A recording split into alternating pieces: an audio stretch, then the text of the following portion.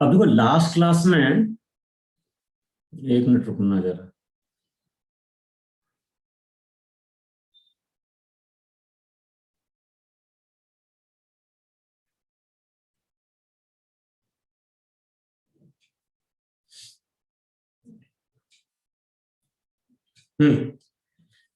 Last class में mainly हम किसकी बात कर रहे थे? लास्ट क्लास में हम लोग बात कर रहे थे वहां पे, यार एक मिनट रुकना जरा, इंक भी चेंज होगी, एक मिनट रुक जरा।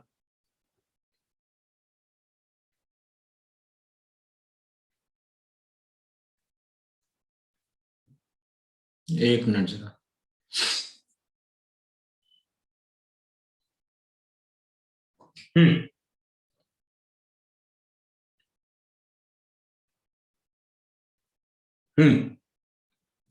लास्ट क्लास में हम लोगों ने बात करी थी वहां पे कि जो भी काइनेमेटिक्स होता है, काइनेमेटिक्स में मेनली हम किसकी बात कर रहे थे वहां पे? मोशन की बात कर रहे थे।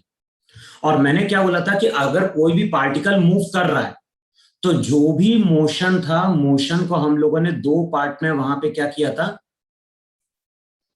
डिफाइन किया था। मैंने क्या बोला था? जिस मोशन की हम बात कर रहे हैं, मोशन या तो वहां पे कांस्टेंट स्पीड से होगा, या फिर जो मोशन हो रहा होगा वहां पे स्पीड क्या रही होगी? वेरिएबल। वेरिएबल रही होगी। अच्छा, स्पीड अगर कांस्टेंट होती है, और ये भी अपन ने डिफाइन किया था, स्पीड का मतलब क्या था? स्पीड का मतलब था वेलोसिटी का मैग्नीट्यूड।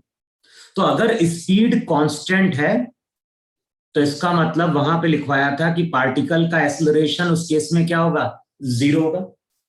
और पार्टिकल का एक्सेलरेशन अगर जीरो है तो मैंने वहां पे बोला था कि हम फॉर्मूला यूज करेंगे, speed equals to distance upon time. तो हम लोग रिजल्ट यूज करेंगे speed equals to distance upon time, और इसके अकॉर्डिंग हम वहां पे डिस्टेंस कैलकुलेट करेंगे, या फिर वहां पे क्या कैलकुलेट करते हैं? स्पीड कैलकुलेट करते हैं।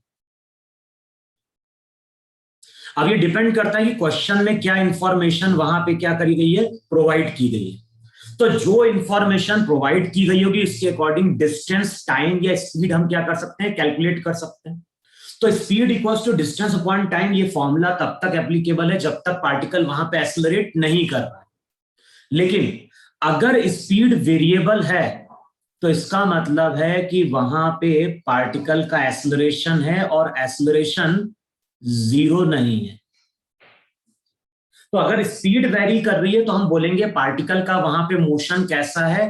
एक्सेलरेटेड है। तो यहां पे हमने वर्ड यूज किया था एक्सेलरेटेड मोशन।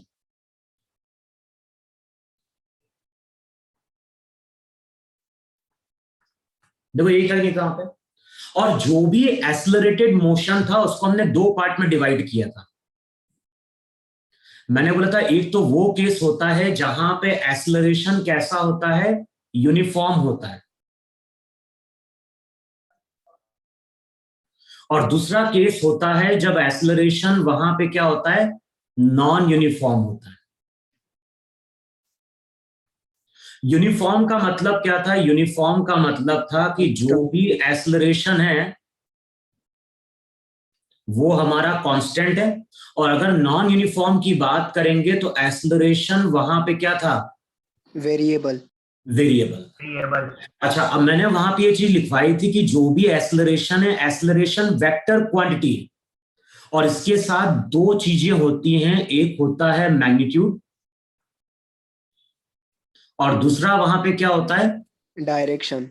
डायरेक्शन। अगर इनमें से कोई भी एक चीज चेंज हो गई तो हम बोलेंगे एक्सेलरेशन वहां पे क्या हो गया? वेरिएबल हो गया। अब जैसे मैं अगर कभी एक डायग्राम ड्रॉ कर रहा हूं, और कल हम लोगों ने क्वेश्चन भी सॉल्व किया था ट्रॉली वाला, कि जैसे ग्राउंड था, ग्राउंड पे कोई ट्रॉली क्या कर रही थी? मूव कर रही थी। और हमने एक केस लिया था जहां पे उसकी स्पीड 40 से बढ़ के 80 ऐसी कुछ हो गई थी। तो वहां पे याद है एक्सेलरेशन कहां निकल के आया था? एक्सेलरेशन राइट की ओर निकल के आया था, इन डायरेक्शन। तो एक्सेलरेशन वहां पे आया था राइट की ओर।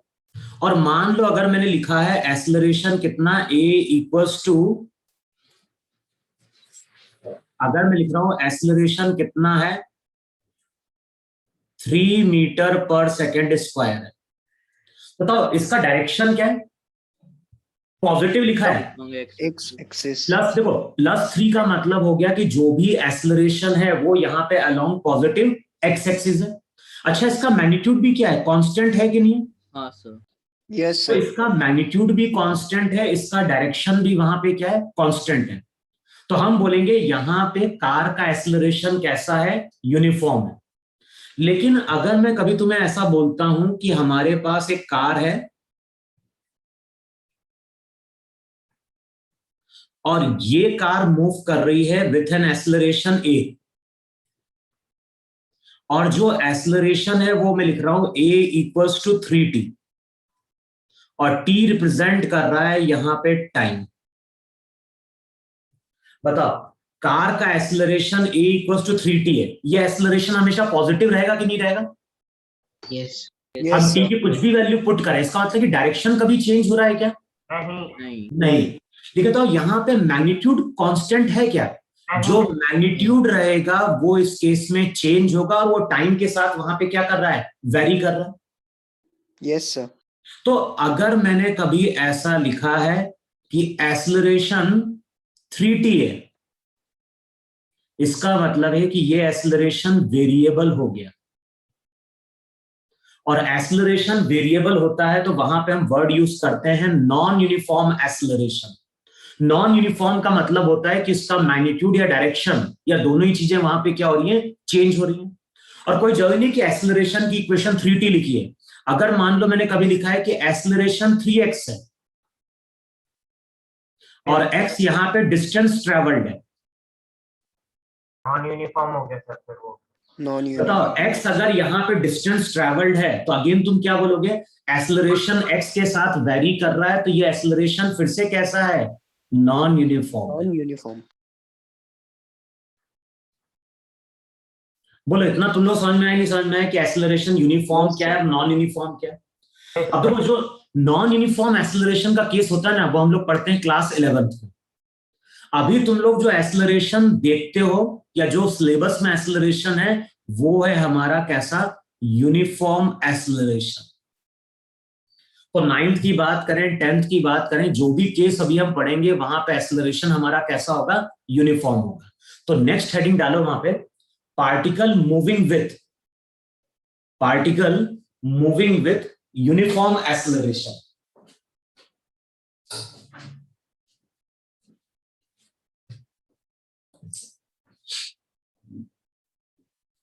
रब करो ना मैं इतना। Yes sir. हाँ सर।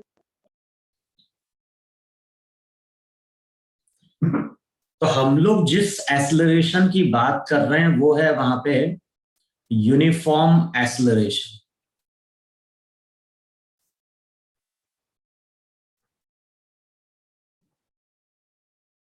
अब देखो जो भी फॉर्मूला मैं लिख रहा हूं ये फॉर्मूला सब तभी एप्लीकेबल होगा जब एक्सेलरेशन हमारा वहां पे क्या होगा, यूनिफॉर्म होगा। अब मैं फॉर्मूले लिख रहा हूं, फॉर्मूले के डेरिवेशन तुम लोगों को नहीं है अभी, ये डेरिवेशन आते हैं क्लास 11th में, क्योंकि वहां पे इंटीग्रेशन इन्वॉल्व होता है। अब देखो अगर कोई पार्टिकल यूनिफॉर्म एक्सेलरेशन से मूव कर रहा है तो वहां पे हम यूज करते हैं इक्वेशन ऑफ काइनेमेटिक्स।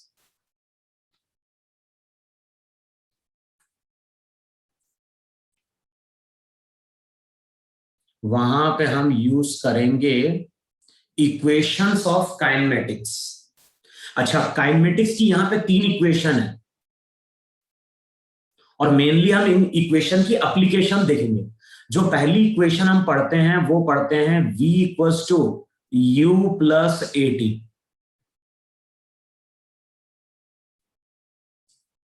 और यहां पे लिख लो u क्या रिप्रेजेंट करता है, u रिप्रेजेंट करता है वहां पे इनिशियल वेलोसिटी।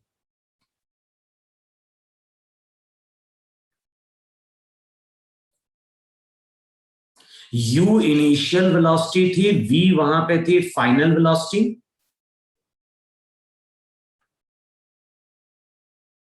और ए वहां पे क्या रिप्रेजेंट करता है, ए रिप्रेजेंट करता है एक्सेलरेशन, और टी वहां पे क्या है, टाइम है।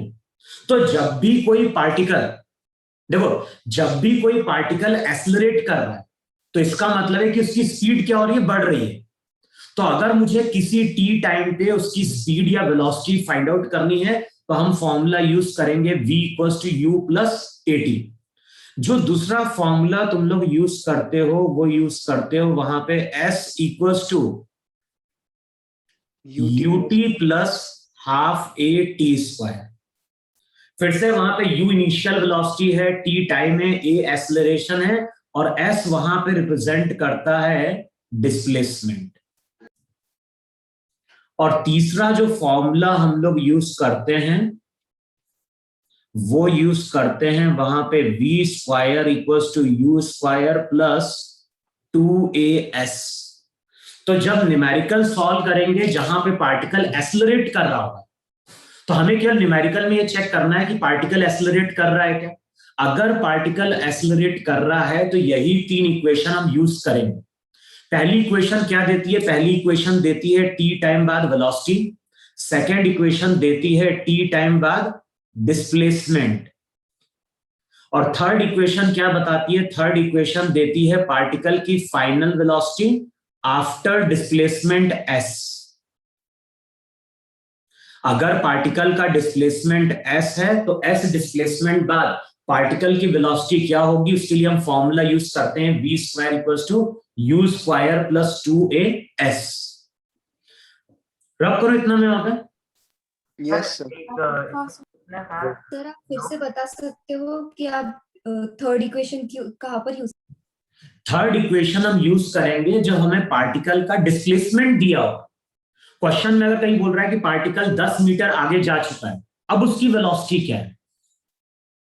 और अगर कहीं क्वेश्चन में पूछता है कि पार्टिकल की 10 सेकंड बाद वेलोसिटी क्या है, तो अगर टाइम दिया होगा तो हम फर्स्ट रिलेशन यूज करेंगे, और अगर हमें क्वेश्चन में डिस्प्लेसमेंट बताया गया होगा तो हम थर्ड इक्वेशन यूज करेंगे। तो वो तो हम देखेंगे ना कि प्रॉब्लम में क्या क्या इंफॉर्मेशन गिवन है। आगे हम इसकी एप्लीकेशन पढ़ेंगे तो प्रॉब्लम में जो भी इंफॉर्मेशन दी होगी उसके अकॉर्डिंग इन इक्वेशंस को वहां पे क्या करेंगे, अप्लाई करेंगे। क्लियर ना? Sir Yes. इसमें चलो और इसमें आगे देखो जरा। Hello sir. हाँ बोलो। सर ये वाले जो इक्वेशन है ये तो फॉर्मूले से ही हो जाता है ना, मतलब जो एक्सेलरेशन मतलब जो बुक में दिया है स्कूल की बुक में उसमें तो ये मतलब डिराइव्ड है, तो इसमें इंटीग्रेशन कैसे आएगा। ये आता है ना भाई, बगैर इंटीग्रेशन के डिराइव ही नहीं होगी इक्वेशन 2 और 3। फर्स्ट इक्वेशन तो आ जाएगी, ग्राफ से सेकंड और थर्ड के लिए हमें इंटीग्रेट करना पड़ता है। यस सर, सेकंड और अब देखो वहां पे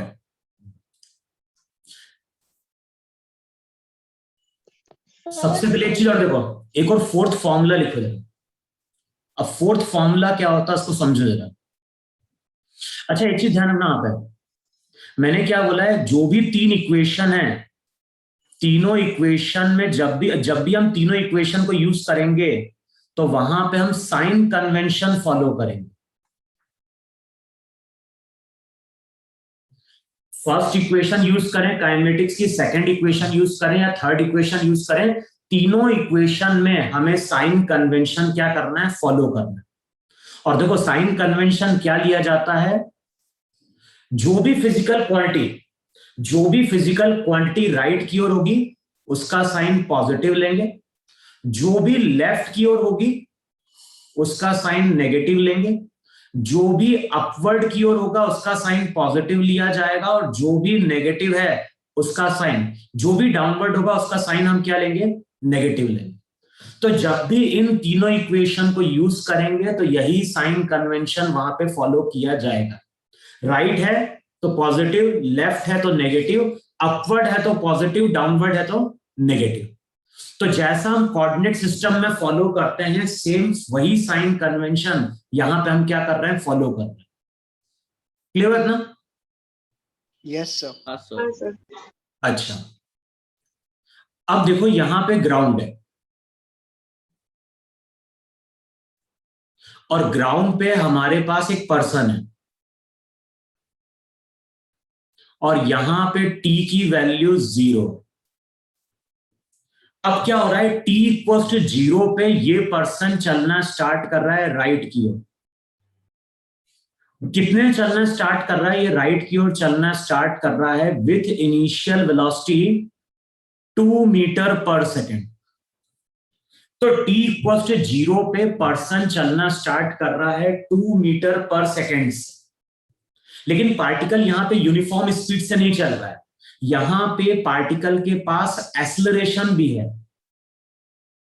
और जो पार्टिकल है उसका एक्सेलरेशन मान लो दिया है 4 मीटर पर सेकेंड स्क्वायर। तो t इक्वल टू 0 पे पर्सन चलना स्टार्ट कर रहा है विथ इनिशियल वेलोसिटी 2 मीटर पर सेकेंड, और उसका एक्सेलरेशन कितना दिया है, एक्सेलरेशन दिया है 4 मीटर पर सेकेंड स्क्वायर। अच्छा बताओ, जो डायरेक्शन यहां पे वेलोसिटी का है वही डायरेक्शन यहां पे a का है कि नहीं? Yes, sir. तो मैंने क्या बोला था, अगर a और v का डायरेक्शन सेम है इसका मतलब है कि वेलोसिटी हमेशा वहां पे बढ़ेगी, है कि नहीं? तो यहां पे जो भी वेलोसिटी रहेगी उसका मैग्नीट्यूड बढ़ेगा। और पार्टिकल बताओ हमेशा राइट की ओर जाता रहेगा कि नहीं जाता रहेगा? Yes, sir. पार्टिकल अपना डायरेक्शन तभी चेंज करता है जब किसी इंस्टेंट पे वेलोसिटी 0 होती है, लेकिन इस केस में वेलोसिटी के 0 होने के चांसेस नहीं है, पार्टिकल की वेलोसिटी कंटिन्यूअसली बढ़ रही है। अच्छा, अब मैं बोलता हूं कुछ टाइम बाद पर्सन यहां कहीं पहुंच गया, कुछ टाइम बाद पर्सन यहां कहीं पहुंच गया, और मान लो यहां पे टाइम है 4 सेकेंड। तो अब मैंने जो डायग्राम ड्रॉ किया है, मैंने डायग्राम ड्रॉ किया है 4 सेकेंड बाद। अब बताओ 4 सेकेंड बाद इस पर्सन का कुछ डिस्प्लेसमेंट हो गया कि नहीं हो गया? Yes, sir. अच्छा, अब मैं तुमसे पूछता हूं कि पर्सन का डिस्प्लेसमेंट 4 सेकेंड बाद कितना है? पर्सन का डिस्प्लेसमेंट 4 सेकेंड बाद क्या है, तो इसको मैं डिनोट कर रहा हूं S4 से। तो S4 क्या रिप्रेजेंट कर रहा है? S4 रिप्रेजेंट कर रहा है displacement of man after 4 second. अब बताओ क्वेश्चन में क्या क्या इंफॉर्मेशन गिवन है? तो एक तो हमें इनिशियल वेलोसिटी गिवन है 2 मीटर पर सेकेंड, एक्सेलरेशन दिया है 4 मीटर पर सेकेंड स्क्वायर। अब बताओ दोनों की यूनिट सेम है कि नहीं, यानी दोनों SI सिस्टम में है कि नहीं? Yes, sir. Yes, sir. अगर कोई दूसरा सिस्टम होता तो उसको हम कन्वर्ट करते हैं। अगर वेलोसिटी मीटर पर सेकेंड में होगी तो एक्सेलरेशन मीटर पर सेकेंड स्क्वायर में लेंगे। अगर वेलोसिटी सेंटीमीटर पर सेकेंड में है तो एक्सेलरेशन हम सेंटीमीटर पर सेकेंड स्क्वायर में यूज करेंगे।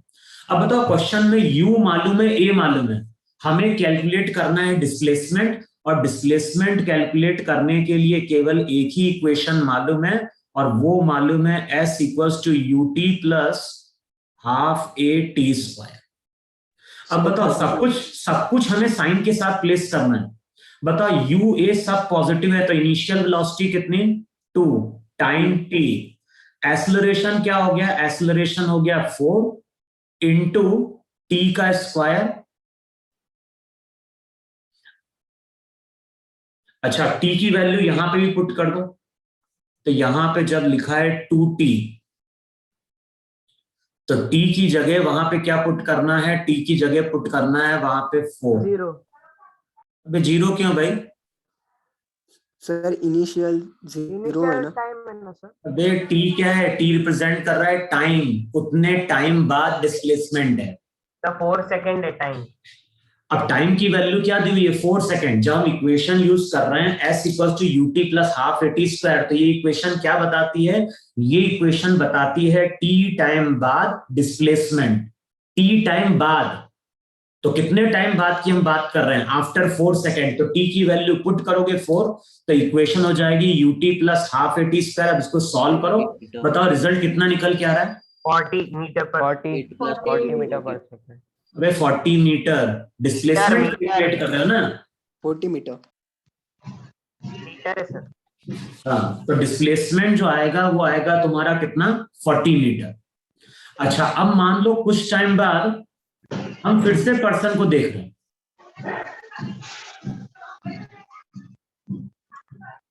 अब देखो कुछ टाइम बाद हम फिर से पर्सन को देख रहे हैं और अब मैं बोल रहा हूं कि टाइम जो हो चुका है वो 5 सेकंड हो चुका है। पहले हमने पर्सन की स्टडी करी आफ्टर 4 सेकंड, अब पर्सन की स्टडी हम कर रहे हैं आफ्टर 5 सेकंड। अब मैं अगर तुमसे पूछता हूं कि पर्सन का डिस्प्लेसमेंट 5 सेकंड बाद कितना हो गया, तो 5 सेकंड बाद डिस्प्लेसमेंट S5 हुआ कि नहीं हुआ? Yes sir. Yes sir. अब मुझे अगर कैलकुलेट करना है S5 की वैल्यू, तो बताओ इनिशियल वेलोसिटी कितनी थी? इनिशियल वेलोसिटी 2, टाइम कितना 5, ये हो जाएगा हाफ। एक्सेलरेशन कितना? एक्सेलरेशन हो गया 4, टी का स्क्वायर सर 60 है 60। 60 आंसर। 60। अब कैलकुलेट कर लो वहां पे S5 कितना आ रहा है? 60 मीटर। 60 मीटर। 60 मीटर। 60 मीटर। तो ये इक्वेशन क्या बता रही है? ये इक्वेशन बता रही है किसी भी टी टाइम बाद पार्टिकल या पर्सन का डिस्प्लेसमेंट। अब देखो 4 सेकंड बाद पर्सन कितना चला, तो 4 सेकंड बाद पर्सन चला 40। 5 सेकंड बाद पर्सन कितना चला? 5 सेकंड बाद पर्सन चला वहां पे कितना? 60। लेकिन बताओ ये जो मैंने डायग्राम ड्रॉ किया है, डायग्राम में मोशन बताओ स्ट्रेट लाइन के अलोंग है कि नहीं? Yes yes sir. तो जो हमने इक्वेशन लिखी है ना, जो हमने तीनों इक्वेशन लिखी है v equals to u plus AT, या फिर हमने इक्वेशन लिखी s equals to UT plus half A T square, या फिर हमने इक्वेशन यूज करी v square equals to u square plus 2s, तो वहां पे ध्यान रखना ये इक्वेशन देखो कब एप्लीकेबल है। एक तो हमने क्या बोला, ये इक्वेशन एप्लीकेबल होगी जब एक्सेलरेशन क्या होगा? यूनिफॉर्म होगा। दूसरा ध्यान रखना है ये इक्वेशन तब तक एप्लीकेबल है जब तक मोशन स्ट्रेट लाइन के अलोंग है। Straight line. हाँ, अगर मोशन स्ट्रेट लाइन के अलोंग है तभी ये रिजल्ट एप्लीकेबल है। अगर कभी क्वेश्चन में ऐसा बोल रहा है कि पार्टिकल एक्स के अलोंग चला फिर वाई के अलोंग चला, तो फिर ये फॉर्मूला एप्लीकेबल नहीं है। यहां पे अगर मैं पर्सन की बात कर रहा हूं, बताओ पर्सन एक स्ट्रेट लाइन के अलोंग चल रहा है कि नहीं चल रहा है?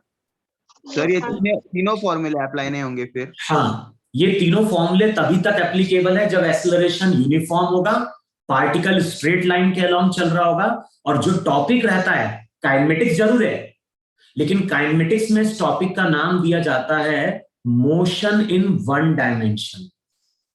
तो बुक में चेक करोगे जब हायर क्लास में जाते हैं तो लिखा जाता है motion in 1D। Yes sir, वही लिखा है बुक में। अगर 1 डायमेंशनल मोशन है तभी ये रिजल्ट वहां पे क्या है? एप्लीकेबल है। 1 डायमेंशन का मतलब हो गया किसी एक एक्सिस के अलोंग चलना चाहिए, या तो केवल एक्स के अलोंग चले या फिर वो केवल वाई के अलोंग चले। बोलो इतना क्लियर है? क्लियर हो सबको? Yes sir. इसमें वेक्टर क्यों नहीं ले रहे? देखो टॉपिक हमारा काइनेमेटिक्स है। काइनेमेटिक्स में हम क्या करते हैं? पार्टिकल के मोशन की स्टडी करते हैं, लेकिन यहां पे भी हम केवल उस मोशन की बात कर रहे हैं जो केवल स्ट्रेट लाइन के अलोंग चल रहा है। तो काइनेमेटिक्स में इसको हम फर्दर क्लासिफाई करते हैं और टॉपिक को नाम देते हैं स्ट्रेट लाइन मोशन, या फिर हम बोलते हैं मोशन इन 1 डायमेंशन। हाँ बोलो, क्या बोल रहा था कोई? अगर हम इसमें वैल्यूज वेक्टर में क्यों नहीं लेते? वैल्यू, क्योंकि मैंने बोल दिया ना सब कुछ साइन के साथ प्लेस करना है, और साइन प्लेस कर दिया इसका मतलब क्या है? डायरेक्शन आ गया। हाँ यस सर। चलो सर। हाँ सर जो क्वांटिटी निकालनी है उसका साइन हम नहीं डालेंगे ना, वो निकल के आएगा ना? हाँ, जो जो इंफॉर्मेशन दी है केवल उसका हम साइन प्लेस करेंगे, जो फाइंड आउट करना है उसका साइन अपने आप निकल के आएगा। तो साइन के अकॉर्डिंग बता देंगे कि राइट है कि लेफ्ट है, अपवर्ड है, डाउनवर्ड। ओके। इतनी चीज सबको क्लियर है? क्लियर हुई? यस चलो अब मैं थोड़ी और चीज आगे बढ़ाता हूं। अब देखो यहां पे अगर देखोगे तो एक्सपेरिमेंट कब स्टार्ट हुआ? एक्सपेरिमेंट स्टार्ट हुआ t इक्वल्स टू 0 पे। भाई हमने पर्सन को देखना स्टार्ट किया t इक्वल्स 0 पे। कुछ टाइम बाद अगर देखोगे तो क्लॉक में टाइम हो जाएगा 1 सेकेंड, फिर कुछ टाइम बाद क्लॉक में टाइम हो जाता है 2 सेकेंड, फिर 3 सेकेंड, 4 सेकेंड। बताओ ऐसा ही टाइम बीतता जाएगा कि नहीं बीतता जाएगा? Yes sir Yes. भाई कोई देखो, कोई एक्सपेरिमेंट अगर 0 सेकंड पे स्टार्ट हुआ है तो कुछ टाइम बाद 1 सेकंड होगा, 2 second, 3 second, 4 second, 5 second, 6 second, इस तरह टाइम बढ़ता जाएगा। Yes sir. अब होता क्या है वहां पे, हम लोग क्या बोलते हैं, 0 से 1 सेकंड के बीच का जो टाइम है, मान लो कोई एक्सपेरिमेंट स्टार्ट हुआ, 0 पे स्टार्ट हुआ, 1 सेकंड तक गया, तो 0 से लेके 1 सेकंड के बीच का जो टाइम होता है उसको हम बोलते हैं first second of the motion. 1 second से 2 सेकंड के बीच का जो टाइम होता है सेकंड उसको हम नाम देते हैं सेकंड ऑफ द मोशन। 2 से 3 के बीच का जो टाइम होगा, थर्ड सेकंड सेकंड तो इस तरह से हम नाम देते हैं 2 से 3 थर्ड, फिर 3 से 4 fourth. Second of the motion. Similarly अगर जा रहे हो 4 से 5 तो 5th second of the motion. Second of the motion. अब फिर से डायग्राम को देखो, जो मैंने डायग्राम ड्रॉ किया था। अब देखो, अगर मैं इस क्वेश्चन में या इस डायग्राम में तुमसे पूछता हूं कि पर्सन का डिस्प्लेसमेंट 5 सेकंड बाद कितना है, तो क्या बोलोगे? पर्सन, अबे मैं पूछ रहा हूं पर्सन का डिस्प्लेसमेंट 5 सेकंड बाद कितना है, तो हम बोलेंगे पर्सन का डिस्प्लेसमेंट 5 सेकंड बाद 60 मीटर है कि नहीं? हाँ सर लेकिन अगर मैं तुमसे यहां पे पूछता हूं कि what is the displacement of this man after 5th second, अगर मैं तुमसे पूछ रहा हूं कि 5th सेकंड में पर्सन का डिस्प्लेसमेंट कितना हुआ, 20 5th का मतलब क्या होता है? 5th का मतलब होता है 4 और 5 के बीच का टाइम। 20 सर 20 अब बताओ, 20 मीटर। देखो मैंने क्या बोला? 5th सेकंड, तो 5th सेकंड का मतलब हो गया 4 से 5 के बीच में वो कितना चला। अब डायग्राम को देखो जरा, 4 से 5 के बीच में अगर देखोगे तो यही चला कि नहीं चला वो? Yes, sir. अब इसके लिए जो सिंबल यूज किया जाता है वो सिंबल यूज किया जाता है S, 5 के ऊपर TH लिखेंगे। तो ये क्या बता रहा है? ये बता रहा है डिस्प्लेसमेंट एट 5th सेकंड। तो 5th सेकंड में अगर डिस्प्लेसमेंट देखोगे तो वो क्या हो जाएगा? वो हो जाएगा S5 माइनस S4, और बताओ S5 माइनस S4 करोगे तो 40 और 60 दोनों को सब्ट्रैक्ट करोगे तो बताओ आंसर वहां पे 20 मीटर आएगा कि नहीं आएगा? Yes, sir. तो जब हम क्वेश्चन सॉल्व करेंगे तो क्वेश्चन में हमेशा लैंग्वेज हम देखेंगे। क्वेश्चन में 5 सेकंड बाद डिस्प्लेसमेंट बोल रहा है या क्वेश्चन में बोल रहा है 5th सेकंड में डिस्प्लेसमेंट। 5th सेकंड में अगर बोलेगा तो मतलब सर इंटरवल का देखना है उसमें। हाँ, अगर क्वेश्चन में बोल रहा है 5th सेकंड बाद डिस्प्लेसमेंट कितना है, तो 5th सेकंड का मतलब है कि हमें देखना है 4 से 5 में कितना चला। अच्छा, मैं अगर तुमसे बोल रहा हूं 10th सेकंड, तो 10 सेकंड का मतलब क्या हो गया? 10 सेकंड का मतलब हो गया 11 से 10 के बीच का टाइम। Yes, sir. 9 और 10 के बीच का सर। सर 9 और 10 9 और 10 सर 9 और 10 आएगा ना? 9 10। अबे 5th का मतलब क्या होता है? 4th और 5th। अच्छा ठीक है, 9 है ना? ठीक है, तो यहां पे कर दो उसको। 10 सेकंड का मतलब हो गया 10 से 9 भाई। 5th सेकंड का मतलब हो गया 4 से 5, तो 10 सेकंड का मतलब हो गया 9 से 10 के बीच का टाइम। अब देखो वहां पे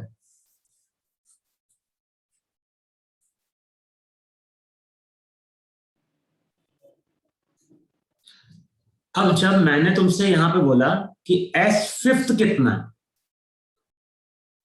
5th सेकंड में कितना चला, तो तुमने क्या बोला? तुमने बोला S5 माइनस क्या करो?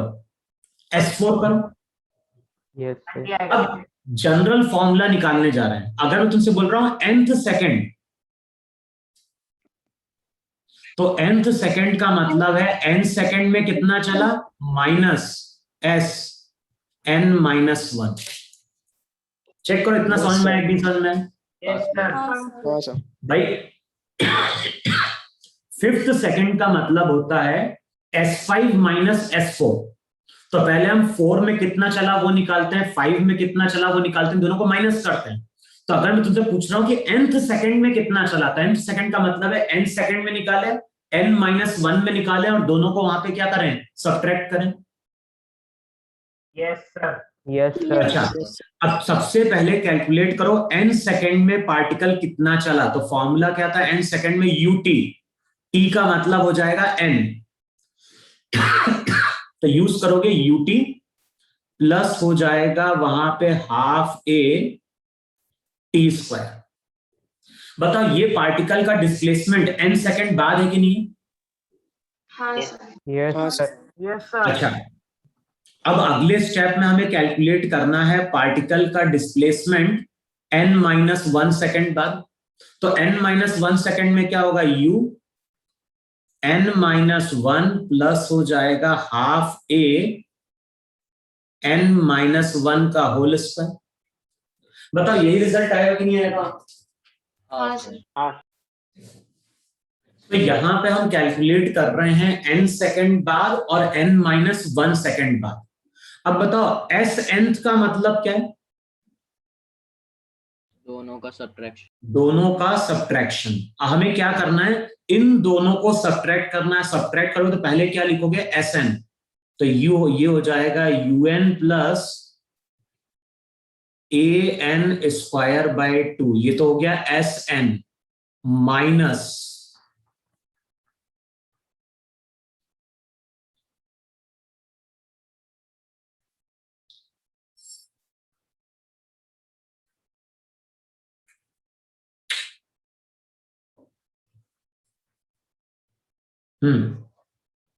अब बताओ वैल्यू जब हम पुट करेंगे,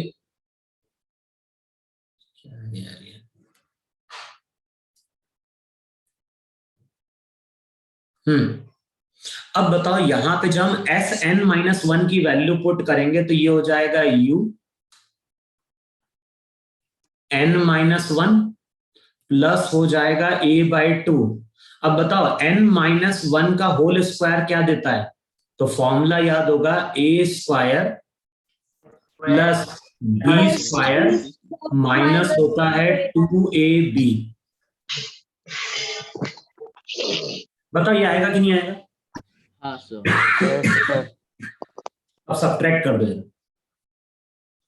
अब दोनों को सब्ट्रैक्ट करो और चेक करो अब इक्वेशन क्या बन रही है वहां।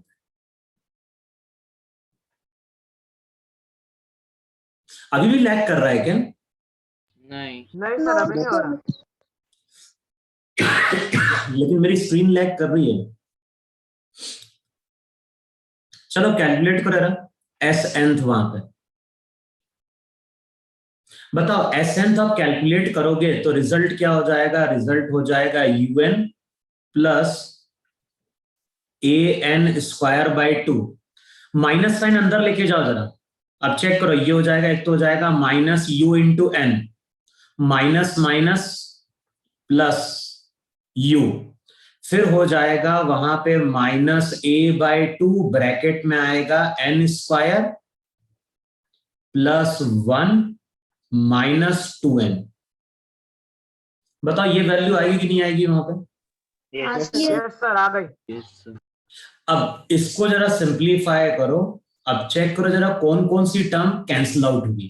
तो चेक करो यहाँ पे un कैंसिल आउट होगा, होगा नहीं होगा? Yes sir. हाँ सर होगा। अच्छा, an स्क्वायर बाय 2 और minus a by 2 n square भी कैंसिल आउट होगा कि नहीं कैंसिल आउट होगा? Yes sir. ऐसा होगा। इसको पहले और सिंप्लीफाई करके क्या लिखोगे? और सिंप्लीफाई करके लिखोगे an square by 2 plus u, minus a by 2 को अंदर लेके जाओगे तो ये आ जाएगा minus a n square by 2 minus a by 2 plus हो जाएगा an a बाय 2, तो ये हो जाएगा प्लस, कितना हो जाएगा वहां पे? an। अब अगले स्टेप में an² कैंसिल आउट होता है, फॉर्मूला क्या निकल के आता है? फॉर्मूला निकल के आता है u प्लस, अब बताओ क्या चीज हम कॉमन ले सकते हैं दोनों में से? दोनों में से बताओ a/2 हम कॉमन ले सकते हैं? हाँ सर। हाँ सर। a/2 अगर कॉमन लोगे तो चेक करना, रिजल्ट आता है 2n-1 और ये बताता है nth सेकंड में पार्टिकल का डिस्प्लेसमेंट, और यही काइनेमेटिक्स की फोर्थ इक्वेशन होती है। चेक कर लो इतना बनेगा कि नहीं बनेगा अगर कॉमन लोगे तो। यस बनेगा यस सर। सर, यही आ रहा हाँ है। सर। अगर उसको ओपन कर दोगे तो चेक करो, फिर से वही बन जाएगा, वहां पे an प्लस आ जाएगा और माइनस में a/2 चला जाएगा। हाँ सर। तो कई बार देखो, कई बार क्वेश्चन में ऐसा बोलता है कि 5 सेकंड बाद डिस्प्लेसमेंट कितना है, और कई बार क्वेश्चन में बोलेगा 5th सेकंड में। अच्छा, इस फॉर्मूले को कब यूज करना है? इस फॉर्मूले को यूज करना है अगर क्वेश्चन में बोल रहा है 20th सेकंड में डिस्प्लेसमेंट कितना हुआ। बताओ 20th सेकंड का मतलब 20 और 19 के बीच का टाइम है कि नहीं? Yes sir. हाँ सर। तो यहां पे ध्यान रखना, जब इस फॉर्मूले को यूज करोगे तो डायरेक्ट यहां पे n की वैल्यू 20 पुट कर देना और कुछ नहीं कर। भाई हमने क्या किया है? हमने sn-1 किया है कि नहीं किया है? तो n का मतलब अगर यहाँ पे 5 था तो यहाँ पे n का मतलब क्या हो जाएगा? 20 हो जाएगा। हाँ तो सर। क्वेश्चन में अगर बोल रहा है 8th सेकंड तो n की वैल्यू डायरेक्ट 8 पुट कर देना। क्वेश्चन में अगर बोल रहा है 6th सेकंड तो n की जगह क्या पुट करना है? 6 पुट करना है। Yes sir. बताओ ये चीज समझ में आई कि नहीं समझ में आई? हाँ हाँ सर। सर। सर समझे। हाँ सर। Yes sir. तो ये फॉर्मूला याद रखना है। फॉर्मूला क्या है? u plus a/2 into 2n-1। रख करो इतना है। Yes yes sir. सर। चलो अब नेक्स्ट इक्वेशन पे आ जाए।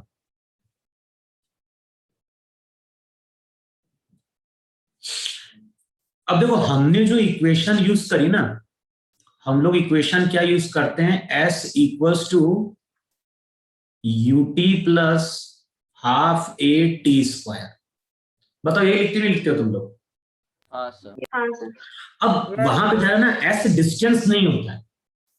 जब हम s की बात करते हैं तो s वहां पे रिप्रेजेंट करता है पार्टिकल का डिस्प्लेसमेंट। डिस्प्लेसमेंट। अच्छा, अब मुझे अगर पार्टिकल का डिस्प्लेसमेंट को रिलेट करना है तो देखो एक तरीका और होता है डिस्प्लेसमेंट को रिलेट करने का। अब वो क्या होता है? जैसे मान लो यहां पे कहीं पार्टिकल था और यहां पे मैंने डिफाइन किया t इक्वल्स टू 0, और मान लो t इक्वल्स टू 0 पे पार्टिकल यहां कहीं था, या फिर ऐसा करो, ऐसा करो ना, इसको मान लो यहां पे x एक्सिस।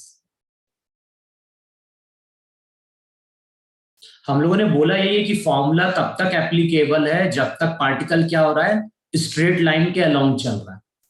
तो मान लो एक पार्टिकल है जो स्ट्रेट लाइन के अलोंग चल रहा है, किसी टाइम पे पार्टिकल यहां कहीं है, और उस टाइम पे पार्टिकल को हमने ऑब्जर्व करना स्टार्ट किया। देखो t इक्वल टू 0 का मतलब क्या होता है? t इक्वल टू 0 का मतलब होता है कहां से हमने पार्टिकल को देखना स्टार्ट किया। तो मैं बोल रहा हूं कि एक पार्टिकल है, पार्टिकल कंटिन्यूअसली स्ट्रेट लाइन के अलोंग चल रहा है, और हमने t इक्वल टू 0 पे पार्टिकल को पहली बार ऑब्जर्व किया, और जब पार्टिकल को पहली बार ऑब्जर्व किया तो पार्टिकल ओरिजिन से x0 आगे था। तो ध्यान, x0 क्या रिप्रेजेंट कर रहा है? x0 रिप्रेजेंट कर रहा है इसका कोऑर्डिनेट। अब कुछ टाइम बाद पार्टिकल यहां कहीं पहुंच गया।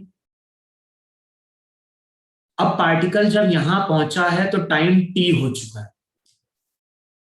तो देखो, फर्स्ट टाइम जब हमने पार्टिकल को ऑब्जर्व किया तो पार्टिकल का कोऑर्डिनेट x0 था। t टाइम बाद हमने पार्टिकल को ऑब्जर्व किया तो पार्टिकल का कोऑर्डिनेट बताओ x हो गया कि नहीं हो गया? हाँ सर। हाँ सर। अच्छा बताओ, यहां पे पार्टिकल का डिस्प्लेसमेंट क्या है? अगर हम पार्टिकल के डिस्प्लेसमेंट की बात करें तो यही पार्टिकल का डिस्प्लेसमेंट s है कि नहीं? Yes sir. अच्छा अब बताओ, इस डायग्राम को देख के बताओ, पार्टिकल का जो डिस्प्लेसमेंट है s, उसको हम क्या लिख सकते हैं? x minus x naught. X minus x naught. x minus x not. देखो है कि नहीं है वहां पे? हाँ सर। हाँ सर. तो x माइनस एक्स नॉट क्या बता रहा है? x माइनस एक्स नॉट बता रहा है पार्टिकल का वहां पे डिस्प्लेसमेंट, है कि नहीं? Yes. अब होता क्या है, देखो अब थोड़ा सा मैं तुमको एडवांस में लेके जा रहे हैं। 9-10 की तुम लोग बुक में देखोगे तो फॉर्मूला तुम लोग का दिया होता है s equal to u t plus half a t square. अब इसी फॉर्मूले को हम लोग क्या करने जा रहे हैं? कोऑर्डिनेट के फॉर्म में यूज करने जा रहे हैं।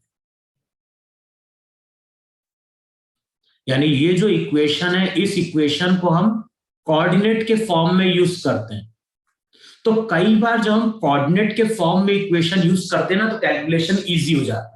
तो इस s की जगह हम क्या लिख देंगे? इस s की जगह हम लिख देंगे X minus x naught. x minus x not. इसको एज इट इज लिखे रहने दो वहां पे, ut प्लस हो जाता है हाफ ए टी स्क्वायर। तो इक्वेशन जो बनती है, इक्वेशन बनती है कई बार x equals to x naught plus ut plus half a t square. तो हम लोग जब न्यूमेरिकल सॉल्व करते हैं ना, तो ज्यादातर केस में हम इक्वेशन कोऑर्डिनेट के फॉर्म में यूज करने की कोशिश करेंगे। सर आपने उसमें अब ध्यान रखना, वहां पे x मैंने क्या बोला है? वहां पे मैंने बोला है x है फाइनल कोऑर्डिनेट और x नॉट क्या है? x नॉट है मेरा इनिशियल कोऑर्डिनेट। तो हम डिस्प्लेसमेंट के फॉर्म में इक्वेशन यूज नहीं करेंगे, हम लोग इक्वेशन यूज करेंगे in the form of coordinate. और कोऑर्डिनेट आइडेंटिफाई करना हमें आता है, सबने मैथ्स में पढ़ा है कि ओरिजिन क्या होता है, पॉजिटिव कोऑर्डिनेट क्या होते हैं, नेगेटिव कोऑर्डिनेट क्या होते हैं। अच्छा, ये इक्वेशन हम कब यूज कर रहे हैं? ये इक्वेशन हम यूज कर रहे हैं जब मोशन x के अलोंग हो रहा है। सिमिलरली अगर मोशन y के अलोंग होगा तो जो इक्वेशन यूज की जाएगी, इक्वेशन यूज की जाएगी y equals to y naught plus u t plus Half AD. U t plus हो जाएगा half a t square. Sir आपने x में वो गलत लिखा है, वो जो 1/a किया है आपने, जबकि वहाँ हाँ half सर. क्या? सर आपने वहाँ हाफ की बजाय 1/a लिखा है x 1 by a. 1 by तो 1/2 कर दे इसको। yes, वो तो अंडरस्टूड है ना कि वही तो इक्वेशन लिखी है ना मैंने।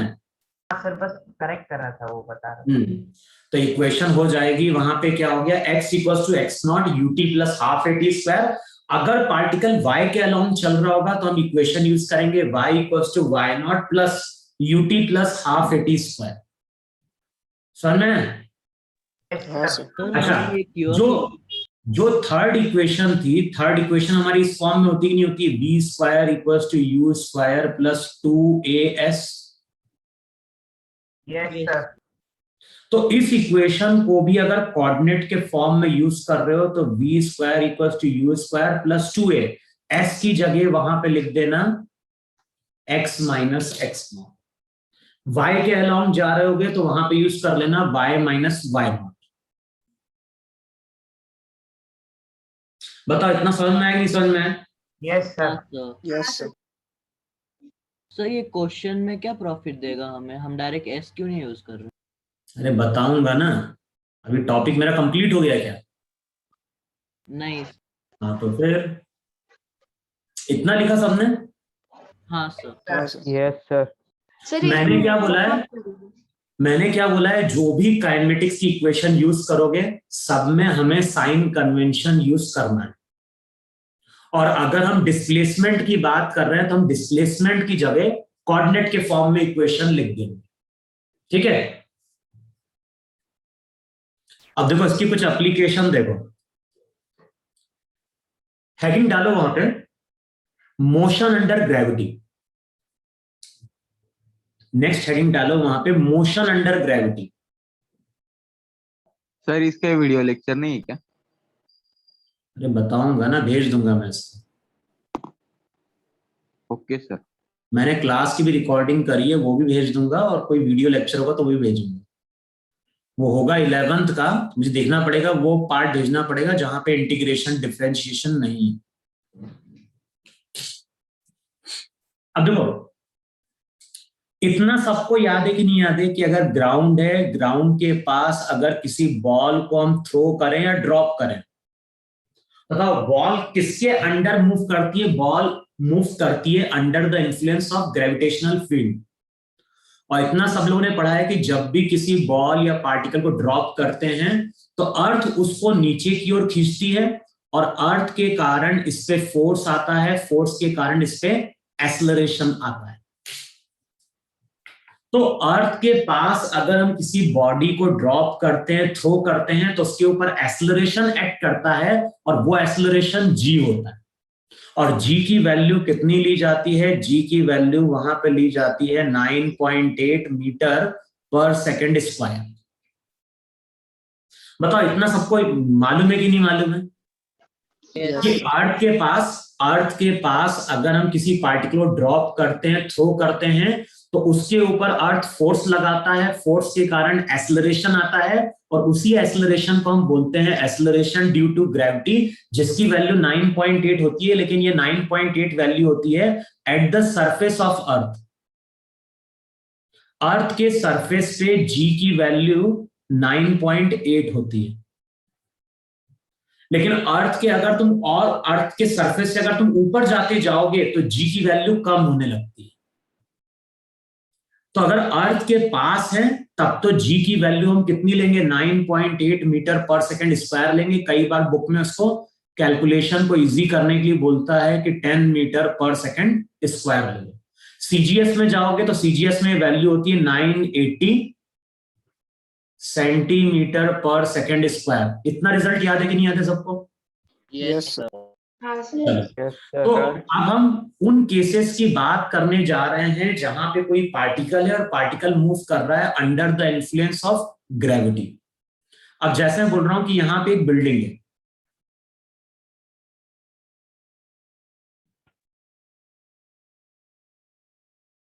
और मान लो इस बिल्डिंग की हाइट दी हुई, और मान लो इस बिल्डिंग की हाइट 20 मीटर है।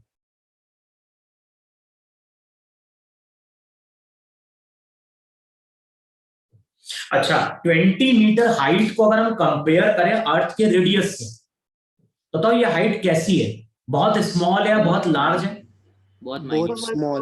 बहुत स्मॉल है। अगर हम अर्थ के रेडियस की बात करें तो अर्थ का रेडियस है 6400 किलोमीटर। तो अगर हम अर्थ के रेडियस से अगर कंपेयर करेंगे तो ये जो हाइट है, ये हाइट मेरी बहुत स्मॉल है। अब मैं क्या बोल रहा हूं, इस बिल्डिंग के टॉप पे यहां कहीं एक पर्सन है, और पर्सन के हाथ में यहां कहीं एक बॉल है, और पर्सन क्या कर रहा है? पर्सन यहां पे बॉल को रिलीज कर रहा है, या फिर ड्रॉप कर रहा है। जिस टाइम पे एक्सपेरिमेंट स्टार्ट हुआ उस टाइम पे हम टी की वैल्यू क्या करेंगे? 0 असाइन कर देंगे।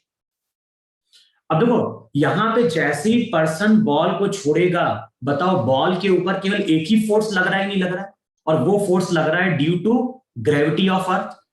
Yes sir. तो देखो जैसे ये पर्सन बॉल को छोड़ेगा, बॉल के ऊपर केवल एक्सेलरेशन एक्ट करेगा वहां पे जी डाउनवर्ड। अब देखो जब भी कोई पार्टिकल मोशन अंडर ग्रेविटी, जब भी कोई पार्टिकल मूव करता है under the influence of gravity, तो वहां पे हमारे कुछ एजम्पशंस हैं। पहला एजम्पशन क्या होता है? पहला एजम्पशन जो है यहां पे वो है नेग्लेक्ट एयर रेजिस्टेंस। तो सबसे पहला हमें एजम्पशन लेके चलना है नेग्लेक्ट एयर रेजिस्टेंस। अगर एयर रेजिस्टेंस होगी तब तो उसके कारण भी क्या होगा? फोर्स लगेगा, और उसके कारण अगर फोर्स लगेगा तो एक्सेलरेशन की वैल्यू चेंज हो जाएगी। हम लोग एक्सेलरेशन कितना पकड़ के चल रहे हैं? हम लोग एक्सेलरेशन जी लेके चल रहे हैं, और ये एक्सेलरेशन जी कब होता है? जब पार्टिकल के ऊपर केवल अर्थ फोर्स अप्लाई कर रही है। अगर अर्थ के अलावा भी कोई दूसरी बॉडी फोर्स लगाएगी तो फिर एक्सेलरेशन चेंज हो जाता है। तो हमें पहले क्या करना है, एयर रेजिस्टेंस को नेग्लेक्ट करना है। दूसरा हमारा एजम्पशन क्या है, जिस हाइट की हम बात कर रहे हैं, जैसे मैंने बोला बिल्डिंग की हाइट कितनी है, 20 मीटर है, तो ये जो हाइट है ये हाइट बहुत स्मॉल है as compared to radius of earth. अब होता क्या है, हाइट अगर स्मॉल होगी तो जी को हम ट्रीट करेंगे कांस्टेंट। वैसे क्या होता है, आगे तुम पढ़ोगे ग्रेविटेशन में कि जो भी एक्सेलरेशन ड्यू टू ग्रेविटी है उसकी वैल्यू हाइट और डेप्थ के साथ क्या होती है, चेंज होती है। अगर हाइट बहुत ज्यादा होगी तब तो जी वहां पे क्या हो जाएगा, वेरी कर जाएगा। तो हम लोग जितने भी क्वेश्चन सॉल्व करेंगे वहां पे हाइट जो रहती है, हाइट बहुत स्मॉल होती है, और हाइट अगर स्मॉल है तो हमें ये मान के चलना है कि जी हमारा क्या है, कांस्टेंट है, और जी अगर कांस्टेंट होगा तभी काइनेमेटिक्स की इक्वेशन हमारी क्या होगी, एप्लीकेबल होगी। बोलो इतना समझ में आया कि नहीं समझ में आया? Yes sir. तो हमें दोनों एजम्पशन लेके चलना है। हमें एजम्पशन लेके चलना है एयर कोई फोर्स अप्लाई नहीं कर रही है, और दूसरा एजम्पशन क्या लेना है कि जी हमारा कांस्टेंट है। जी कांस्टेंट क्यों है, क्योंकि हाइट हमारी बिल्डिंग की कैसी है, स्मॉल है। अब देखो, जैसे हमने बॉल को ड्रॉप किया, बताओ बॉल तो इस तरह से स्ट्रेट लाइन के अलोंग जाएगी कि नहीं जाएगी? Yes sir. यस और कुछ टाइम बाद ये बॉल ग्राउंड को क्या कर रही होगी, हिट कर रही होगी। अब क्वेश्चन में क्या पूछता है, क्वेश्चन में कई बार पूछता है कितने टाइम बाद ये बॉल ग्राउंड को हिट करेगी, या फिर पूछता है कि जब ये बॉल ग्राउंड को हिट कर रही है तो उस टाइम पे इसकी वेलोसिटी क्या है। अब मैंने क्या बोला है कि इक्वेशन कौन सी एप्लीकेबल होगी, पार्टिकल एक्सेलरेट करते हुए जा रहा है, भाई पार्टिकल की स्पीड बढ़ते जा रही है और एक्सेलरेशन मेरा यहां पे जी कांस्टेंट है, तो इसका मतलब है काइनेमेटिक्स की इक्वेशन एप्लीकेबल होगी। तो जब भी कोई मोशन अंडर ग्रेविटी होगा तो वहां पे काइनेमेटिक्स की इक्वेशन हम अप्लाई कर सकते हैं। अब मैंने क्या बोला है कि हम लोग जो इक्वेशन अप्लाई करेंगे वो इक्वेशन अप्लाई करेंगे इन टर्म्स ऑफ कोऑर्डिनेट। तो सबसे पहले क्या करो, तुम ओरिजिन डिफाइन कर दो कहीं भी, और ओरिजिन हमारे ऊपर डिपेंड कर रहा है। तो चाहो तो तुम ओरिजिन बिल्डिंग के लोअर मोस्ट पॉइंट को डिफाइन कर दो, चाहो तो तुम ओरिजिन उस पॉइंट को डिफाइन कर दो जहां पे पर्सन खड़ा हुआ है। तो ओरिजिन की चॉइस हमारे ऊपर डिपेंड कर रही है। और मैंने क्या किया, अभी ग्राउंड को मान लिया एक्स एक्सिस और इसको मान लिया यहां पे वाई एक्सिस, और ये पॉइंट मेरा यहां पे हो गया ओरिजिन। अच्छा बताओ साइन कन्वेंशन क्या यूज करना है वहां पे, बताओ मुझे। जी कहां एक्ट कर रहा है, जी नीचे की ओर एक्ट कर रहा है कि नहीं एक्ट कर रहा है? हाँ सर। और जी अगर जी नीचे की ओर एक्ट कर रहा है तो साइन हमेशा क्या लिया जाएगा, नेगेटिव लिया जाएगा। माइनस। अच्छा अब देखो क्वेश्चन में क्या क्या इंफॉर्मेशन गिवन है। पार्टिकल को हम ड्रॉप कर रहे हैं, और पार्टिकल को अगर हम ड्रॉप कर रहे हैं इसका मतलब है इनिशियल वेलोसिटी 0 है कि नहीं? Yes sir. अब हमारे पास 3 इक्वेशन है, चौथी इक्वेशन की जरूरत कब पड़ती है, जब nth सेकंड की बात करते हैं।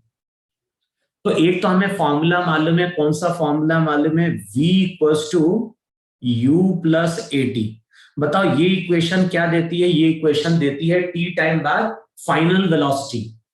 बताओ यहां पे हमें टाइम मालूम है क्या? नहीं मालूम। नहीं मालूम है। अगर टाइम मालूम होता तो हम इस इक्वेशन को क्या कर देते, अप्लाई कर देते। हाँ सर। अब हमें टाइम कैलकुलेट करना है। अब टाइम कैसे कैलकुलेट करेंगे, तो जो सेकंड इक्वेशन थी हमारी s equals to ut plus half at²। लेकिन मैंने क्या बोला, मैंने बोला इस इक्वेशन को कोऑर्डिनेट के फॉर्म में यूज करो। तो कोऑर्डिनेट के फॉर्म में यूज करोगे तो x इक्वल्स टू मैंने क्या लिखवाया, x0 plus ut plus half at² लिखवाया। Yes sir. अच्छा अब बताओ ओरिजिन मैंने कहां डिफाइन किया, ओरिजिन डिफाइन किया है बिल्डिंग के बेस को, किया है। अब Yes, sir. बताओ ये कौन सी पोजीशन है, ये इनिशियल पोजीशन है कि नहीं, हाँ सर, और ये बॉल की फाइनल पोजीशन है कि नहीं। हाँ सर, Yes. हाँ सर. अब बताओ कोऑर्डिनेट देख के बताओ, कोऑर्डिनेट सिस्टम के अकॉर्डिंग इनिशियली बॉल का वाई कोऑर्डिनेट क्या है। अच्छा बताओ ये बताओ मुझे, बॉल किस एक्सिस के अलोंग चल रही है, एक्स के अलोंग चल रही है या वाई के अलोंग चल रही है, बाय, वाई के अलोंग। तो हम कोऑर्डिनेट में केवल क्या लिखेंगे, कोऑर्डिनेट में हम कर देंगे वाई और वाई नॉट, वाई और वाई नॉट। अब ये तुम बताओ मुझे यहाँ पे कि इनिशियल बॉल का वाई कोऑर्डिनेट कितना, 20। तो हमें ये इंफॉर्मेशन मालूम है, इनिशियल वाई का कोऑर्डिनेट 20 है। बताओ फाइनली वाई कोऑर्डिनेट क्या होगा, यहाँ पे 0 होगा कि नहीं होगा। 0 Yes, sir. 0. तो अब देखो हम सब कुछ अब कोऑर्डिनेट के फॉर्म में प्लेस कर रहे हैं, इनिशियल कोऑर्डिनेट 20 और ये +20 ये पॉजिटिव कोऑर्डिनेट है कि नहीं। हाँ सर. अच्छा ड्रॉप कर रहे हैं तो इनिशियल वेलोसिटी क्या होती है, 0। अच्छा अब एक्सेलरेशन कहाँ है, एक्सेलरेशन नीचे की ओर है, तो साइन क्या लेंगे, Minus. साइन लेंगे -½ यहां पे लिखा जाएगा -g t², टी टाइम बाद फाइनल कोऑर्डिनेट 0 होगा कि नहीं होगा। Yes, sir. अब कैलकुलेशन को इजी करने के लिए मैं बोल रहा हूं g की वैल्यू तुम लो 10 मीटर/सेकंड²। अब पुट कर दो जरा वैल्यू। अब बताओ वैल्यू पुट करोगे तो रिजल्ट हो जाएगा 0 = 20 माइनस हो जाएगा ½ g की वैल्यू 10 × t²। अब बताओ t की वैल्यू क्या निकल के आएगी, यहां से टर्म को सेपरेट आउट करो। बताओ टर्म को सेपरेट आउट करोगे तो 20 = 5t², t² कितना आ गया 4. और t² 4 आ गया, तो t की वैल्यू कितनी हो जाएगी 2 सेकंड हो 2 जाएगी। seconds. तो हम बोलेंगे पार्टिकल को ग्राउंड तक आने में टाइम कितना लगा, 2 सेकंड लगा वहां पे। अब बताओ हमें टाइम मालूम है तो हम फाइनल वेलोसिटी कैलकुलेट कर सकते हैं, नहीं कैलकुलेट कर सकते हैं, तो अब ये रिलेशन हम यूज करेंगे। अब इस रिलेशन को अगर यूज करोगे तो इनिशियल वेलोसिटी 0, एक्सेलरेशन कितना -10 है कि नहीं,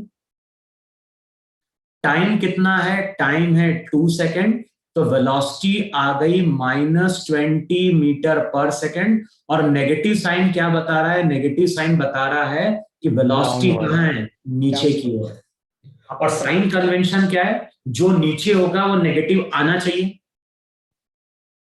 Yes, sir. मैंने यही बोली है कि जो चीज हम कैलकुलेट कर रहे हैं उसका साइन अपने आप निकल के आएगा, जो चीज हमें दी होगी केवल उसका साइन हमें क्या करना पड़ेगा, पुट करना पड़ेगा। अच्छा फाइनल वेलोसिटी कैलकुलेट करने का तरीका एक ये भी है कि नहीं है, v² = u² + 2a, कोऑर्डिनेट के टर्म में y - y0। बताओ इनिशियल वेलोसिटी कितनी है 0, a का मतलब नेगेटिव है कि नहीं है, तो -2 × 10।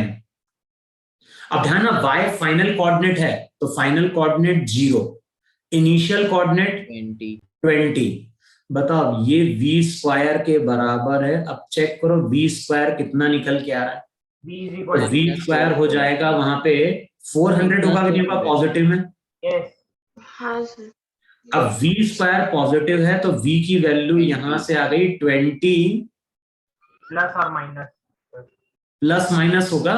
बाद में हम क्या करेंगे, बाद में हम साइन ले लेंगे नेगेटिव, कि ये मालूम है कि कहां जा रहा है, नीचे की ओर जा रहा है, तो ये केवल मैग्नीट्यूड लिखा है मैंने वहां पे।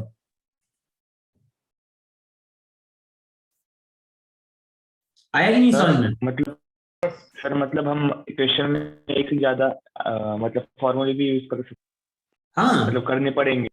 नहीं वो अपने ऊपर डिपेंड कर रहा है कि अपन कौन सी इक्वेशन यूज करना चाहते हैं। मुझे अगर फाइनल वेलोसिटी कैलकुलेट करनी है तो फाइनल वेलोसिटी के लिए हम ये भी फॉर्मूला यूज कर सकते हैं, या फिर हम फॉर्मूला यूज कर सकते हैं v² = u² + 2as। सर बस हमें ये मालूम होना चाहिए कि क्वेश्चन में क्या क्या इंफॉर्मेशन दी हुई है। जो इंफॉर्मेशन दी होगी उसके अकॉर्डिंग हम कैलकुलेशन परफॉर्म कर लेंगे। हाँ बोलो क्या बोल रहे हो? सर ये कंपलसरी कि कोऑर्डिनेट में हमको लिखना है। मत करो भाई, जो चीज तुम्हें सिखाई जा रही है कुछ अच्छे के लिए सिखाई जा रही है ना। हाँ सर। फिर जब मैं कोई चीज बोल रहा हूँ तो सोच समझ के बोल रहा हूँ कि कोऑर्डिनेट के फॉर्म में यूज करो। भाई कोऑर्डिनेट को प्लस माइनस निकालना बहुत इजी है, सबको मालूम है मैथ्स में। किसको नहीं मालूम है तो यार मैथ्स में कि ये पॉजिटिव कोऑर्डिनेट होता है, ये पॉजिटिव होता है, ये नेगेटिव होता है, ये नेगेटिव होता है। किस बच्चे को नहीं मालूम ये चीज? हर बच्चे को मालूम है कोऑर्डिनेट, कि कोऑर्डिनेट कौन सा पॉजिटिव लेना है कौन सा नेगेटिव लेना है। लेकिन जब डिस्प्लेसमेंट लोगे ना तो डिस्प्लेसमेंट में साइन आ जाता है, और ज्यादातर गलती वहां पे साइन में हो जाती है। डिस्प्लेसमेंट हम गलत ले देते हैं, और डिस्प्लेसमेंट का साइन गलत लोगे तो आंसर भी तुम्हारा पूरा गलत निकल के आ जाएगा। तो हो सकता है कहां कहीं पे चीज सब्ट्रैक्ट होनी थी और वो चीज तुम्हारी ऐड होके आंसर ही चेंज कर देगी। समझ में मैंने क्या बोला है? Yes sir. Yes sir. Yes sir. भाई अगर मैं कोई क्वेश्चन सॉल्व कर रहा हूं और क्वेश्चन में कायदे में 20 माइनस 5 होना चाहिए, और तुमने गलती से 20 प्लस 5 बना दिया, तो आंसर पूरा चेंज हो गया कि नहीं चेंज हो गया? आना था 15 और तुम निकाल रहे हो 25। इसलिए हम लोग क्या करते हैं कि जब भी क्वेश्चन को सॉल्व करते हैं तो क्वेश्चन को हम सॉल्व करने की कोशिश करते हैं with the help of a coordinate. इतना समझ में है? Yes sir. चलो मैं इसी क्वेश्चन को और थोड़ा इजी करता हूं, यानी इसी क्वेश्चन को थोड़ा और आगे बढ़ाते हैं, तो मैं समझ में आएगा कोऑर्डिनेट का यूज क्यों बोल रहा हूं बार बार, कि क्यों कोऑर्डिनेट यूज करना। बिल्डिंग की हाइट तो दी हुई थी ना यहाँ पे। हाँ sir 20 Yes, sir. Metre. Yes sir चलो 20 मीटर। रुको, अब 2 मिनट रुको, मैं इसको क्वेश्चन को और आगे करता हूँ। 1 मिनट रुको जरा यार, लैग तो कर रही है मेरी स्क्रीन। तुम लोगों को लैग नहीं कर रही क्या? नहीं सर। बराबर चल रहा है। नहीं नहीं, सर आपने किया। वो उतनी स्पीड से पेन मेरा चल ही नहीं रहा है स्क्रीन पे। क्या है ये? सर बीच बीच में जब आप लिखते हो तब आपका माउस किधर ही रहता है और आप कुछ और ही लिखते हो, ऐसा हो जाता है ऐसा हो रहा है क्या? बीच बीच में। सर एकदम ही कम बीच-बीच हो रहा है में। पर। क्या हो रहा है बीच बीच में? सर आप माउस- बहुत सारा लिख देते हो, फिर वो थोड़ी देर बाद पूरा एक साथ दिखता है। वो मुझे लग रहा है ना नहीं है इंटरनेट, जबकि यहाँ ऑफिस का वाईफाई में देखना पड़ेगा क्या दिक्कत आ रही है। कि होता क्या है, जब वाईफाई की स्पीड सही होती है ना तो मेरा माउस जो रहेगा उस स्पीड में चलना चाहिए। सर वो पिंग होता है, बीच बीच में पिंग रहता है, उसका नेटवर्क पिंग रहता है उसमें। हाँ सर। सर अगर पिंग 100 के नीचे रहा तो आपका अच्छा चलता है। 100 के नीचे रहा पिंग तो अच्छा है, और अगर 100 के ऊपर रहा तो खराब हो जाता है। मालूम नहीं। अच्छा देखो यार, यहां मैं बोल रहा हूं कि एक पर्सन ऊपर है, इसको बोलो पर्सन ए, और यहां पे एक और पर्सन है और ये पर्सन बी नीचे। दोनों के हाथ में बॉल है, ए के भी हाथ में बॉल है, बी के हाथ में भी वहां पे क्या है, बॉल है। अब दोनों ही पर्सन क्या कर रहे हैं, t=0 पे बॉल को थ्रो कर रहे हैं। अब मान लो एक ने थ्रो किया 2 मीटर पर सेकेंड से। पर्सन ए ने बॉल को थ्रो किया 2 मीटर पर सेकेंड से। उसी टाइम पे पर्सन बी ने बॉल को थ्रो किया 18 मीटर पर सेकेंड से।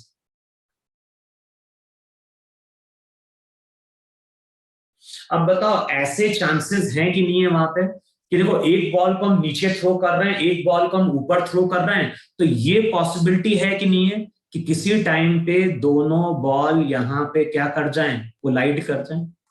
Yes sir. मैं पॉसिबिलिटी की बात कर रहा हूं, मैं बोल रहा हूं पॉसिबिलिटी की बात कर रहा हूं। मैंने ऐसा नहीं बोला कि दोनों बॉल कोलाइड करेगी, क्योंकि एक केस ऐसा भी बन सकता है, नहीं बन सकता है कि ये बॉल नीचे आ रही है, साइड से ये बॉल ऊपर जा रही है। पहले ये बॉल ऊपर गई लेकिन बॉल की वेलोसिटी 0 हो गई, उसके बाद ये बॉल नीचे आ गई और ये बॉल उसके बाद नीचे पहुंची, तो फिर कोलिजन होगा क्या? नहीं सर। नहीं कोलिजन होने के चांसेस तभी होंगे ना कि जब एक बॉल ऊपर की ओर जा रही है, दूसरी बॉल नीचे की ओर आ रही है और दोनों बॉल 20 के बीच में क्या कर जाएं, कोलाइड कर जाएं। मैंने बोला है इस केस में कोलिजन हो भी सकता है दोनों बॉल का, और दोनों पॉसिबिलिटी कि दोनों बॉल का कोलिजन ना भी हो।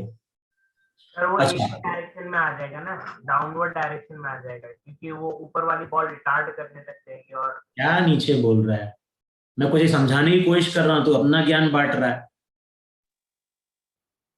मैंने बोला कि यहां पे पॉसिबिलिटी है कि बॉल कोलाइड करेगी, लेकिन हो सकता है एक केस ये भी हो सकता है कि जब तक बॉल नीचे आ रही है तब तक नीचे वाली बॉल ऊपर जाके वापस नीचे आ जाए ग्राउंड पे, तो इसका मतलब कोलिजन नहीं हो पाएगा फिर तो।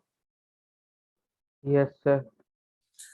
अब मैं यहाँ पे क्या बोल रहा हूं, क्वेश्चन में अगर ऐसा बोलता है कि दोनों बॉल कोलाइड कर रही है और ग्राउंड से कितनी हाइट पे बॉल कोलाइड कर रही है, अब मुझे क्वेश्चन में पूछ रहा है कि दोनों बॉल अगर कोलाइड कर रही है तो ग्राउंड से कितनी हाइट पे ये बॉल कोलाइड कर रही है। तो हम मान लेते हैं कि ग्राउंड से h हाइट पे दोनों बॉल कोलाइड कर रही है। नहीं है, स्पीडी नहीं है। मान लो जब दोनों बॉल कोलाइड कर रही है ना, तो दोनों बॉल की ग्राउंड से हाइट मान लो h। अब मैंने क्या बोला, सबसे पहले बॉल ए की बात कर, और बॉल ए के लिए हम फॉर्मूला यूज कर रहे हैं y equals to y naught plus ut plus हो जाएगा हाफ a t स्क्वायर। अब बताओ बॉल ए का इनिशियल कोऑर्डिनेट क्या है, बोलो। 20। बॉल ए का इनिशियल कोऑर्डिनेट कितना है, तो तुम बोलोगे बॉल ए का इनिशियल कोऑर्डिनेट 20 है कि नहीं है, प्लस 20। हाँ सर। हाँ सर। यस अच्छा, बॉल की इनिशियल वेलोसिटी नीचे की ओर है तो साइन नेगेटिव लेंगे कि नहीं लेंगे? Yes sir. Yes sir. Acceleration भी नीचे की ओर है, तो यहां पे हम लिखेंगे minus half G T square, और टी टाइम बाद जब ये बॉल कोलाइड करेगी तो यहां पे y कोऑर्डिनेट कितना होगा, यहां पे y कोऑर्डिनेट प्लस h होगा कि नहीं होगा? हाँ सर। हाँ सर। ये होगी इक्वेशन 1। अब मैंने बोला यही फॉर्मूला यूज करो बॉल बी के लिए। बताओ बॉल बी का इनिशियल y कोऑर्डिनेट क्या है, 0 है कि नहीं? 0। पर्सन की हाइट को नेग्लेक्ट करना है, तो इनिशियल कोऑर्डिनेट 0। अच्छा, पर्सन ने बॉल को ऊपर थ्रो किया है तो बॉल की वेलोसिटी पॉजिटिव होगी, तो ये होगा 18t।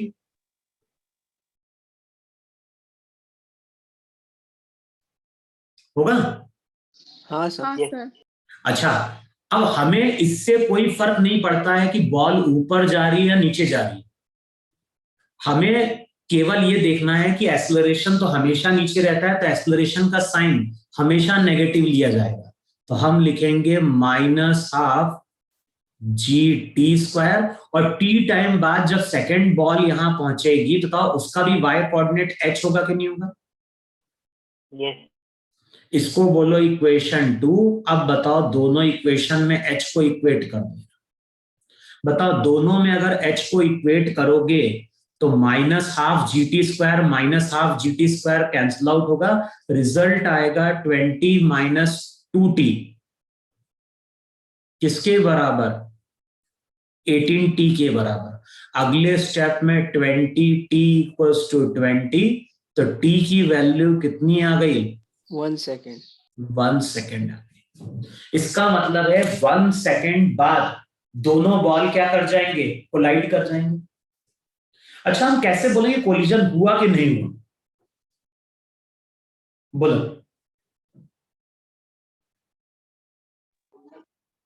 सर 1 सेकेंड सर, में साइन बॉल का डिस्टेंस निकालेंगे कहाँ तक पहुंचे। नहीं, देखो 1 सेकेंड पे अगर चेक करोगे ना तो बॉल भी ऊपर की ओर ही जा रही होगी। हाँ सर। 1 सेकेंड पे बॉल बी की वेलोसिटी कैलकुलेट करो। बॉल बी की वेलोसिटी क्या होगी, इनिशियल वेलोसिटी 18, जी हो गया नेगेटिव, टाइम लो 1 सेकेंड। बताओ बॉल की वेलोसिटी प्लस 8 आ रही कि नहीं आ रही? हाँ सर। हाँ सर। हाँ तो सर। बॉल ने नीचे जाना स्टार्ट किया क्या?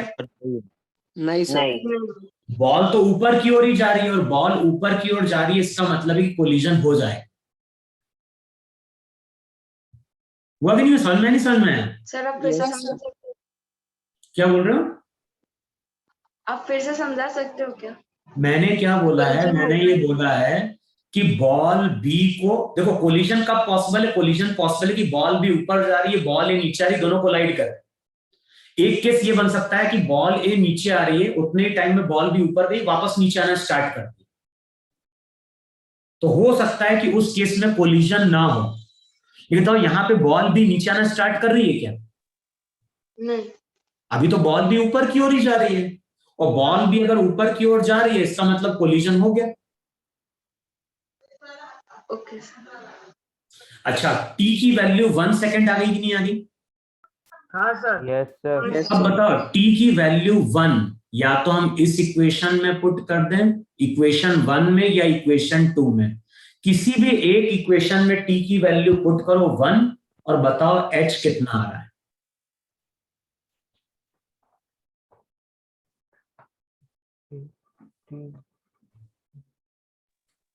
बोलो चेक करो, टी की वैल्यू 1 पुट करो और देखो रहा एच कितना आ रहा है वहां पर। 13। 13 हाँ सर 13 मीटर. 13 आ रहा है। Yes sir 1 Yes sir, 13. देखो आ रहा है कि नहीं आ रहा है? 20 माइनस क्या हो जाएगा 2t, 18, फिर क्या हो जाएगा -5। तो चेक करो एच की वैल्यू 13 मीटर आ रही कि नहीं आ रही? आ रही है तो सर। 13 मीटर की हाइट पे दोनों पार्टिकल वहां पे क्या कर जाएंगे? कोलाइड कर जाएंगे। अब इस इक्वेशन को तुम लोग डिस्प्लेसमेंट से कैलकुलेट कर लेना अगर आ जाए तो। भाई कोऑर्डिनेट बताओ, कोऑर्डिनेट से यूज करना इजी हुआ कि नहीं हुआ? अगर मैं तुम्हें बोलता कि इक्वेशन यूज करो डिस्प्लेसमेंट के फॉर्म में, s equals to ut plus half at square, तो इजी होता क्या हमारे लिए? चांसेस थे कि वहां पे साइन हमारा गलत हो जाता। हाँ सर। इसलिए जब हम क्वेश्चन सॉल्व करते हैं, क्वेश्चन को अगर तुम कोऑर्डिनेट के फॉर्म में यूज करोगे तो उसको समझना हमारे लिए क्या हो जाता है? इजी हो जाता है। इजी हो जाता है। इतना आपको समझ में आया? नहीं समझ में आया? Yes sir. Yes sir. हाँ सर। इतनी चीज को रिवाइज कर लेना, अगली क्लास में हम इस पे केवल न्यूमेरिकल सॉल्व करेंगे। इक्वल टू 8 होता है ना? सर आप ठीक है सर। समझ में क्या बोला है? मैंने बोला सर, आप- इतने टॉपिक को रिवाइज कर लो, अगली क्लास में हम इसी इक्वेशन ऑफ काइनेमेटिक्स के ऊपर न्यूमेरिकल सॉल्व करेंगे। सर आप ये मतलब ये रिकॉर्डेड लेक्चर और वीडियो लेक्चर अभी भेज दोगे क्या? अभी नहीं, टाइम लगेगा इसमें अपलोड होने में, डिपेंड करता है नेट की स्पीड क्या है अभी ऑफिस में। मैं भेज दूंगा, मैंने रिकॉर्ड कर लिया इसको, ठीक है? Okay sir. Okay sir. अगले टाइम पे बात करते हैं इस पे क्वेश्चन सॉल्व।